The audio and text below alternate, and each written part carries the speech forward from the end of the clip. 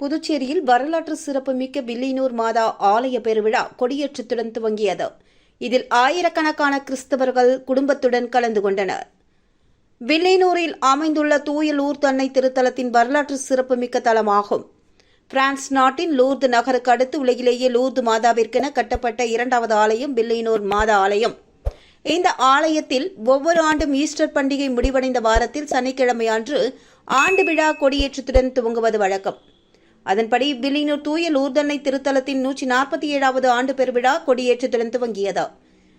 5:30 மணிக்கு அருள்நிறை ஆலயத்தில் நடைபெற்ற பின்பு கூட்டு திருப்பலிக்கு பின்னர் மாதா உருவம் தாங்கிய திருக்கொடியானது பக்தர்கள் புடைசூழ மாதா திருக்குலத்தை சுற்றி பவனியாக கொண்டு செல்லப்பட்டது.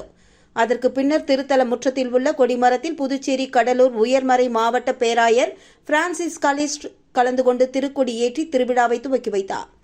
இதில் புதுச்சேரி மற்றும் தமிழகத்தை சேர்ந்த ஆயிரக்கணக்கான கிறிஸ்தவர்கள் கலந்து கொண்டனர். இதனையடுத்து ஏப்ரல் 13ஆம் தேதி வரை திருவிழா நவ நாட்களில் தினமும் காலை மற்றும் மாலை வேளையில் திருப்பலிகள் தேர்பவனி நடைபெறவுள்ளது. ஏப்ரல் 14ஆம் தேதி திருத்தலத்தின் 147வது ஆண்டு பெருவிழாவை முன்னிட்டு திருப்பலி, அதனை அடுத்து இரவு 7:30 மணி அளவில் மாதாவிற்கு வைர கிரீடம் சூட்டப்பட்டு பெருவிழா ஆடம்பர தேர்பவனி நடைபெறவுள்ளது.